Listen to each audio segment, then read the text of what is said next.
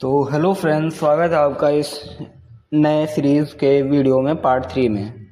तो I hope आपने दोनों सीरीज़ के दोनों वीडियो देख लिए होंगे, जो कि आपको काफ़ी समझ में आएगा। और इससे पहले हमने एक वन लाइनर की कंप्यूटर की एक वीडियो भी अपलोड कर दी, जिसको देख के आप ये एमसीक्यू को काफ़ी इम्प्रूव कर सकते हो। तो वीडियो आपकी आज होने वाली है computer Delhi police, CHSL, CGL, यानी कि जितने सारे एग्ज़ाम्स में कंप्यूटर रिलेटेड क्वेश्चंस आते हैं आप वो यहाँ पे कवर करने वाले हो। तो सबसे पहले हम अपने वीडियो को स्टार्ट करते हैं और वीडियो के फर्स्ट क्वेश्चन से चलने वाले हैं। तो ये हमारा पार्ट 3 होगा दिल्ली पुलिस का। ओके, थंबनेल देख के आपको पता चला होगा। तो ये हमारा आ जाता है फर्स्ट क्वेश्चन वीडियो का। हम अपना पेन ले लेते हैं।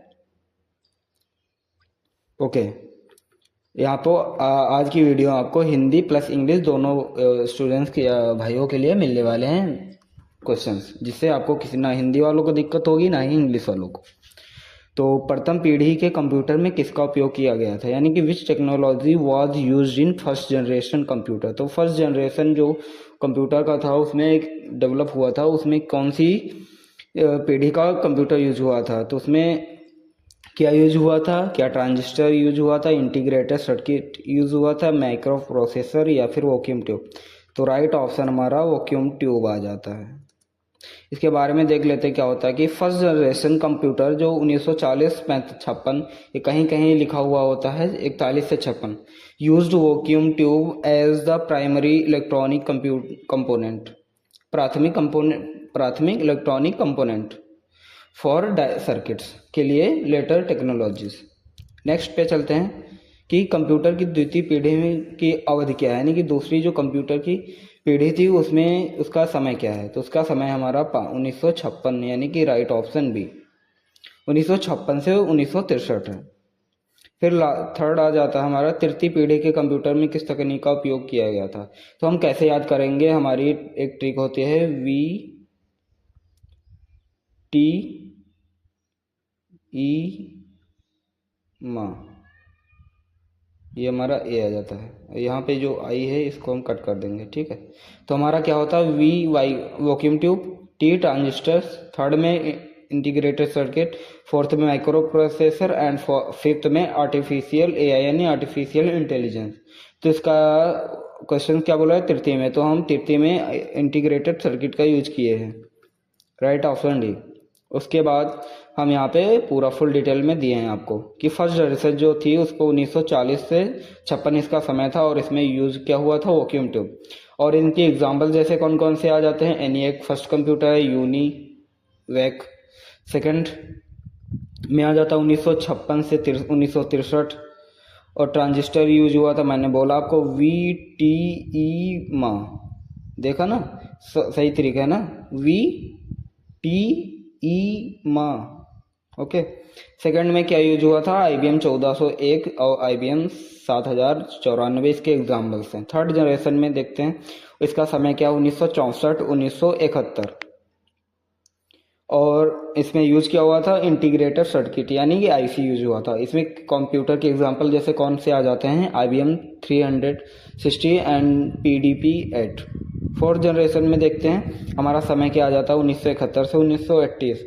और इसमें यूज़ किया हुआ था, कौन सी टेक्नोलॉजी यूज हुई थी, तो इसमें माइक्रो प्रोसेसर यूज हुआ था। इसमें एग्जाम्पल जैसे इंटेल 4004, IBM PC। फिर आता है फिफ्थ जनरेशन, 1980 से प्रेजेंट तक चल रहा है जो हमारा, उसमें क्या है, आर्टिफिशियल इंटेलिजेंस AI यानी VLSI, robots AI system. Six generation की बात करते हैं प्रेजेंट से लगा के हमारा फ्यूचर के जो आने वाला है, तो क्वांटम नैनो टेक्नोलॉजी जो कि बन चुकी है, बस इंतजार है उसका।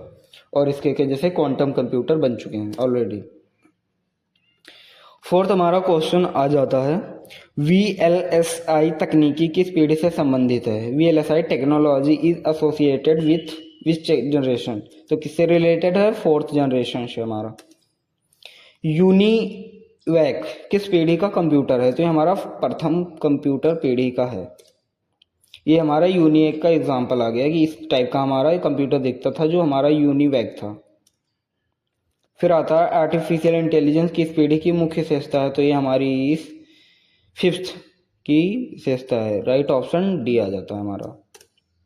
ये हमारा आर्टिफिशियल इंटेलिजेंस, मतलब आपको समझाने के लिए इस टाइप से मैंने इमेज भी ऐड की है। मल्टी प्रोग्रामिंग की अवधारणा किस पीढ़ी से शुरू हुई? Multi programming concept was introduced in which generation? तो इसमें किससे रिलेटेड है? थर्ड जनरेशन से। फिर आता है आईसी चिप, इंटीग्रेटेड सर्किट मुख्य रूप से किससे बने होते हैं? किससे बने होते हैं? तो ये सिलिकॉन के बने होते हैं। Silicon is a semiconductor meaning it can control the flow और electronic flow and of electronic. This property makes it the ideal material for manufacturing integrated circuit IC मतलब एंड माइक्रो प्रोसेसर्स। जो हमारी SD card या chip बोलते हैं उस वो भी हमारी इसी सिलिकॉन की मेटल से बनी हुई होती है। फिर देखते हैं हमारा पहला सामान्य उद्देश्य इलेक्ट्रॉनिक कंप्यूटर कौन सा था? Which was the first generation purpose electronic computer? तो हमारा ENIAC था। ENIAC का फुल फॉर्म इसी टाइप से आ जाता है, यूनिवैक। ENIAC का फुल फॉर्म क्या होता है?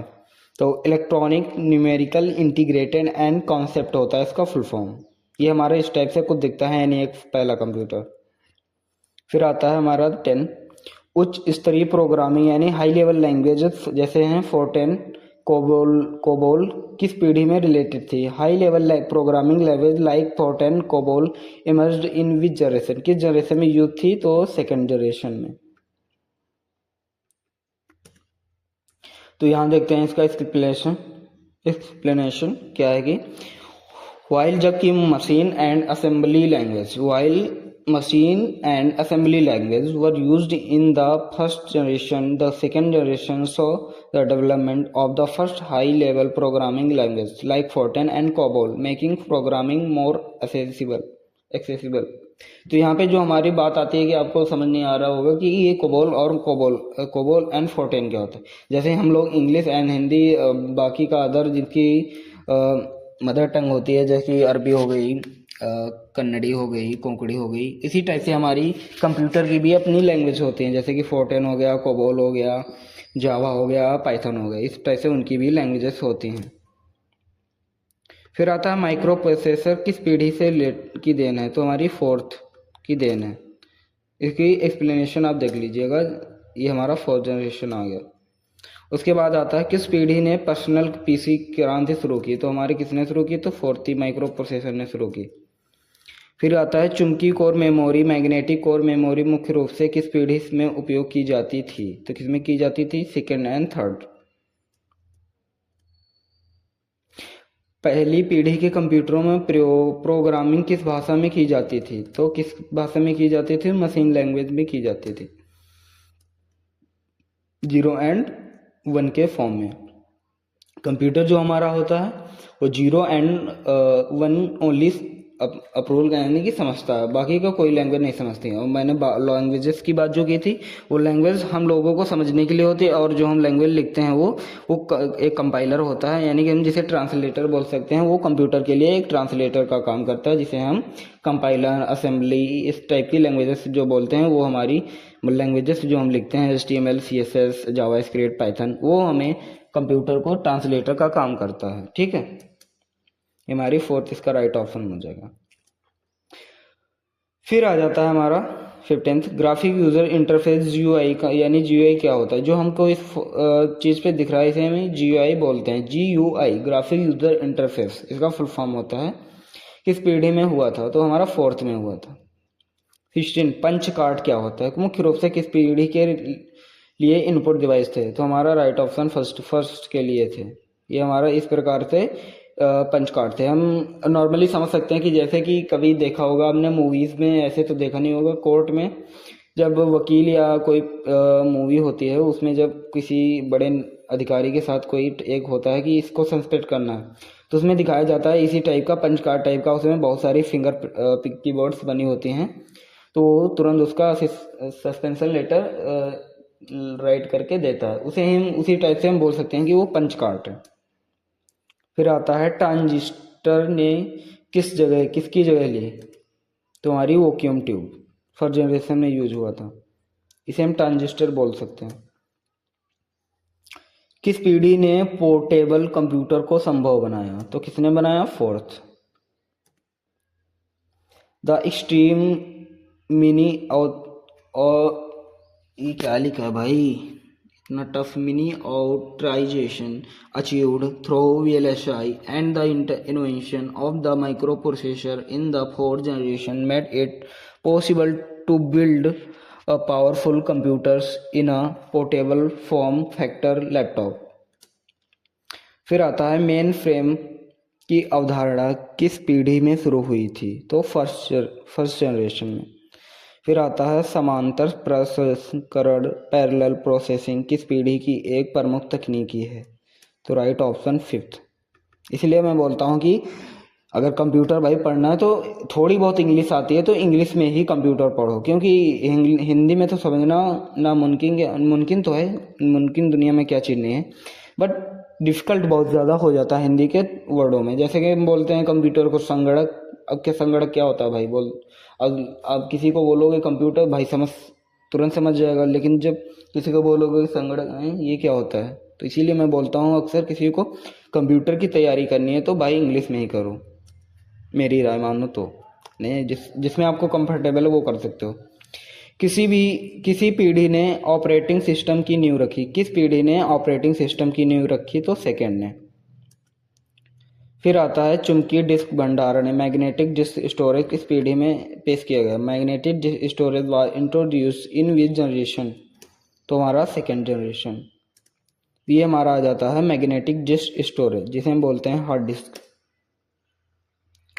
प्राकृतिक भाषा प्रसंस्करण नेचुरल लैंग्वेज प्रोसेसिंग किस पीढ़ी का लक्ष्य है? तो ये हमारा फिफ्थ का है।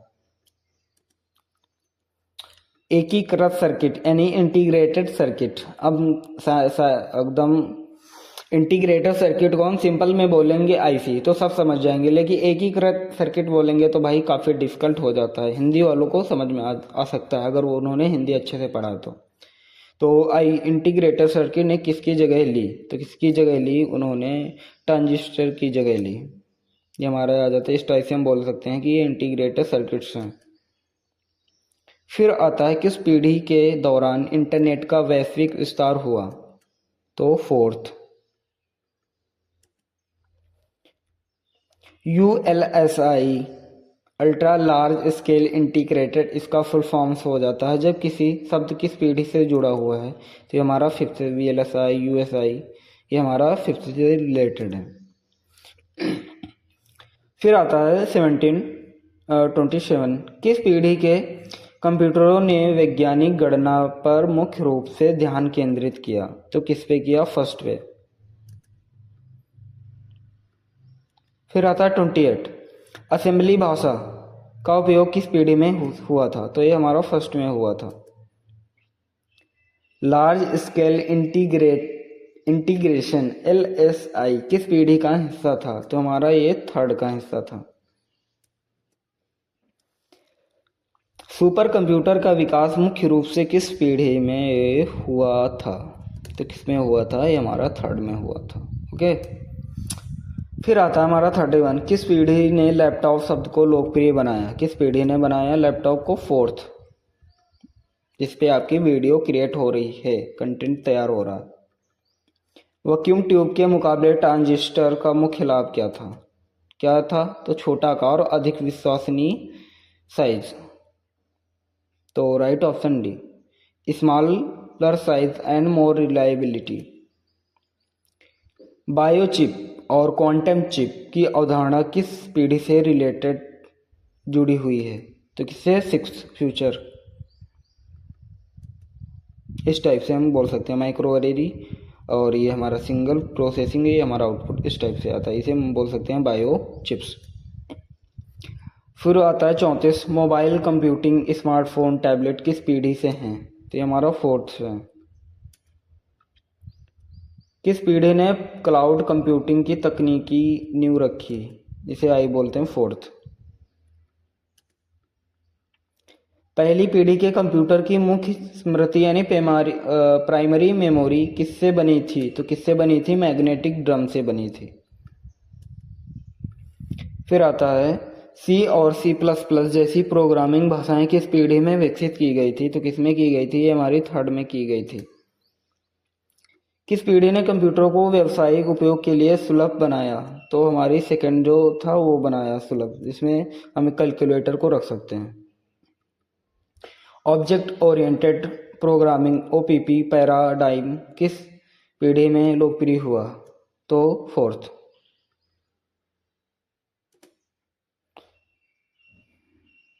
रियल टाइम सिस्टम का व्यापक कार्यान्वयन किस पीढ़ी में शुरू हुआ?